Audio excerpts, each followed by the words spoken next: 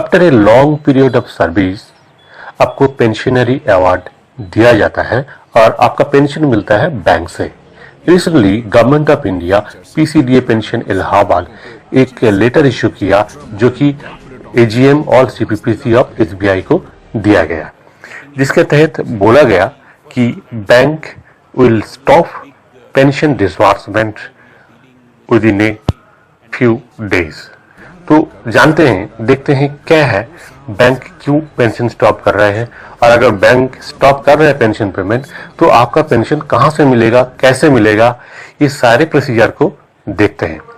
और वीडियो का main point में जाने से पहले आपसे रिक्वेस्ट है कि आप इस चैनल को अगर सब्सक्राइब नहीं किया तो जरूर सब्सक्राइब करें ताकि अपडेटेड इंफॉर्मेशन सबसे पहले आपको मिले।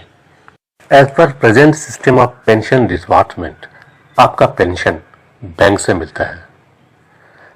तो अभी जो गाइडलाइंस इशू किया गया पीसीडीए पेंशन इलाहाबाद से, जो कि ऑल सीपीपीसी का एजीएम को दिया गया 29 अप्रैल 2020 को, तो इसमें क्या है, ये बोला गया है कि एक न्यू सिस्टम चालू हो रहा है जिसका नाम है स्पॉट्स। ये स्पॉट्स एक प्रोजेक्ट है जिसे आपका पेंशन सैंक्शन से लेकर के रिवीजन, आपका पेंशन डिस्बर्समेंट, ये सारी जो चीजें हैं, जो स्टेजेस है, वो एक यूनिफाइड प्लेटफॉर्म है जिसका द्वारा आपका पेंशन डिस्बर्समेंट होगा। तो अभी पीसीडीए पेंशन ये जो स्पॉट्स प्रोजेक्ट को इम्प्लीमेंट कर रहे हैं, ये एक यूनिफाइड स्टेजेस है। जैसे कि बताया कि सारे स्टेजेस को एक यूनिफाई करके, एक इंटीग्रेट करके, एक जो है सिस्टमेटिक जो पेंशन डिस्बर्समेंट सिस्टम है वो बनाया गया। तो जो लेटर है इसमें जैसे कि आप देख सकते हैं, इसमें बताया गया कि project spots is under implementation phase, और after implementation of project spots all activities from pension sanction to disbursement of defense pensioners will be done by them, और आपका बैंक जो है आपका पेंशन डिसबर्स नहीं करेंगे। ये जो एक्शन है ये फेज्ड मैनर में किया जाएगा, यानी कि डिफरेंट फेज में होगा। एक ही बार में सबका जो पेंशन बैंक से दूसरा जो सिस्टम स्पॉट्स है उसमें नहीं किया जाएगा। फर्स्ट पेज में क्या होगा, सेकेंड पेज में क्या होगा, थर्ड पेज में क्या होगा, ये सारे पेजेस को देखते हैं। तो इसमें जो डिफरेंट पेजेस है उसको जैसे कि उन्होंने बताया कि फर्स्ट पेज जो है ये होगा जो न्यूली पेंशन, यानी कि जो इस महीना में पेंशन आ रहा है उनका जो पेंशन है वो फर्स्ट पेज में कवर किया जाएगा। उनका पेंशन क्या होगा, डायरेक्टली स्पॉट्स प्रोजेक्ट का थ्रू उनका अकाउंट में जो है क्रेडिट हो जाएगा। ये बैंक का इसमें कोई रोल नहीं रहेगा। पीसीडीए पेंशन जो स्पर्श प्रोजेक्ट जो अपनाया, इस प्रोजेक्ट का जो इम्प्लीमेंटेशन है उसका कुछ मेथोडोलॉजी उन्होंने बताया। जैसे कि बाकी जो न्यू पेंशनर के अलावा जिनका पेंशन बैंक से ऑलरेडी हो रहा है, जैसे आपको बैंक से ऑलरेडी पेंशन मिल रहा है, तो आपका जो पेंशन सिस्टम है वो कैसे इंप्लीमेंट होगा स्पर्श का तहत, स्पर्श प्रोजेक्ट के अंडर में आप कैसे आओगे, तो उसका जो मेथोडोलॉजी है वो बताया गया। तो बैंक ने सजेस्ट किया दो डिफरेंट मेथोडोलॉजी। इनमें से पीसीडीए का जो सजेस्टेड मेथोडोलॉजी है, इनमें से कोई मेथड, कोई किसी एक मेथड को बैंक अपना सकते हैं। तो आप देखते हैं वो मेथड्स क्या है। जैसे कि लेटर में देख सकते हैं आप कि फर्स्ट मेथड ये बताया गया, migration of database in one go, यानी कि जितने भी डाटाबेस है, पेंशनर का डाटाबेस है, सारे डिटेल्स है, वो डिटेल्स एक ही बार में पूरे डिटेल्स जो है वे पीसीडीए पेंशन को हैंडओवर किया जाएगा, यानी कि माइग्रेट किया जाएगा। और उस डाटा जब उनके पास पहुंच गया, उस डाटा का यूटिलाइज कब से होगा, उस डाटा को वैलिडेट कब से होगा, वो बताएंगे बैंक।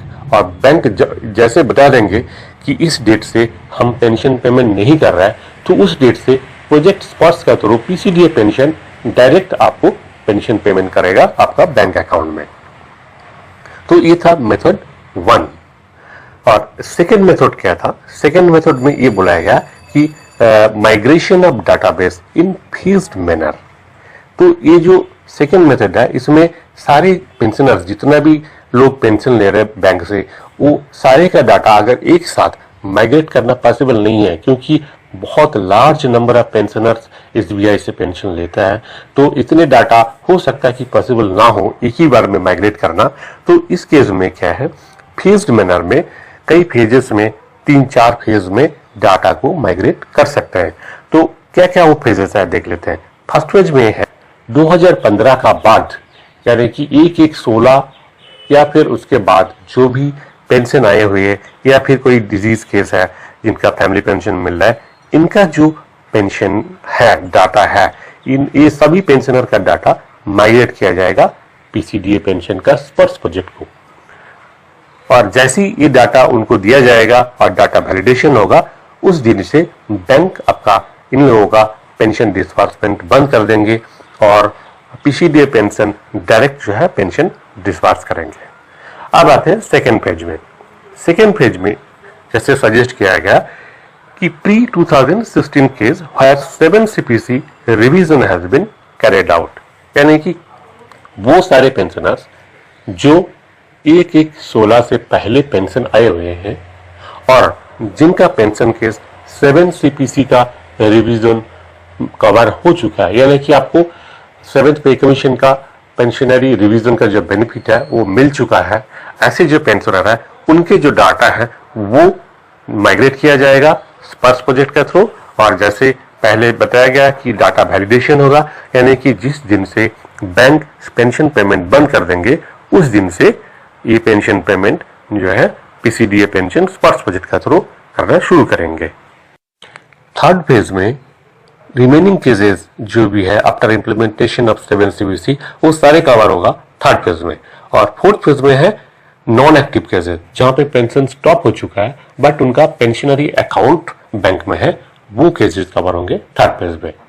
तो अब बैंक ने जैसे रिक्वेस्ट किया कि ये जो सजेस्टेड मेथोडोलॉजी है, ये मेथोडोलॉजी कितना फीजिबल है, कौन सा मेथोडोलॉजी अपनाएंगे बैंक, ये चीज जो है बैंक ने बताना है पीसीडीए पेंशन को। इसके लिए जो है पीसीडीए पेंशन ने रिक्वेस्ट किया बैंक का सीपीपीसी को। So the procedure for pension disbursement is going to be more simplified. जैसे कि आपने देखा है जो पेंशन प्रोसीजर होगा ये सिंप्लीफाइड होगा। तो ये जो सिंप्लीफाइड स्पर्श जो प्रोजेक्ट है वो क्या है, एक बार देख लेते हैं। Sparsh, System of Pension Administration Raksha, is a visionary plan for Indian Armed Forces brought to service through a simple attribute of touch. Existing legacy system of pension was handled through distributed data repositories, thus lacking in single source of truth. There were multiple standalone applications developed in incremental need basis, while there was inadequate grievance redressal mechanism for pensioners. To obviate the above shortcomings, Ministry of Defence announced the program to develop a centralized application that would integrate and automate the pension life cycle process from initiation to sanction till disbursement with a single app touching 3 million lives. This aims to be a one-stop portal for pensioner information and dissemination, enhancing service delivery to the pensioners and reducing the scope for grievances. What makes the portal a true delight is reduced time for initiation to sanction, verification of data by pensioner before sanction, hassle-free identification using Aadhaar, manage pension and personal profile anytime, anywhere, right pension at right time, pension history and pension slips, time-bound resolution to grievances and requests. So friends, आपने देखा होगा स्पर्श क्या है, कैसे वो काम करेगा, कैसे वेरीफाई होगा डाटा, कैसे हमारा पेंशन सैंक्शन से लेकर पेंशन रिवीजन और कोई ग्रीवेंस रिड्रेसल होगा, कैसे वो सारी चीजें आपने देखे हैं। और hope this information is useful enough for you. आपको और ज्यादा अगर जानकारी चाहिए तो आप कमेंट बॉक्स में कमेंट कीजिए। कोई भी किसी भी प्रकार का क्वेरी होगा वो जरूर अटेंड किया जाएगा और जितना भी जानकारी हमारे पास है वो हम आपको दे सकेंगे। और कोई अगर सोर्स से आपको जानकारी मिल सकता है वो सोर्स भी हम बता देंगे आपको। तो अपडेटेड सर्विसमैन का वेलफेयर रिलेटेड कोई भी न्यूज होगा आप सबसे पहले मिल पाएंगे आपको। और इसके लिए आप हमारे चैनल को जरूर सब्सक्राइब कीजिए। Thank you.